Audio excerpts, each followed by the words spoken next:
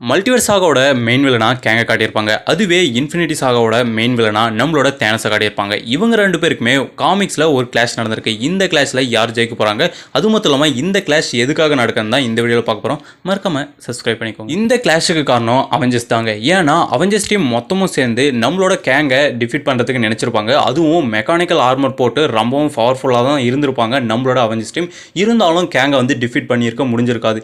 ஏன்னா நம்ம கேங் வந்து டைம் அண்ட் ரியாலிட்டி இது ரெண்டுத்தையுமே கண்ட்ரோல் பண்ற ஒரு மிகப்பெரிய பவர்ஃபுல் பீம்னா இருந்திருப்பாரு. இதனால மொத்த அவெஞ்சர்ஸ் டீமும் கேங்கை டிஃபீட் பண்ணியே ஆகணும்ன்ற ஒரே காரணத்துக்காக நம்மளோட தேனோஸ் கிட்ட ஹெல்ப் கேட்டு போயிருப்பாங்க. தேனோஸ் ஃபர்ஸ்ட் முடியாதுன்னு சொல்லியிருந்தாலும் அதுக்கு பின்னாடி நான் அவனை அழிக்கிறதுக்கு தான் பிளான் போட்டு இருக்கிறேன், நாம ரெண்டு பேரும் எனிமையா இருந்தாலும் அவன் வந்து இந்த டைம் அண்ட் ரியாலிட்டி இது ரெண்டுத்தையுமே அழிச்சிருவான், மொத்த மல்டிவர்ஸையும் கிளாப்ஸ் ஆயிரும்னு அவனை அழிச்சே ஆகணுன்ற ஒரே காரணத்துக்காக நான் உங்களுக்கு ஹெல்ப் பண்றேன்னு நம்ம தேனோஸ் வந்து களத்தில் இறங்குவார்.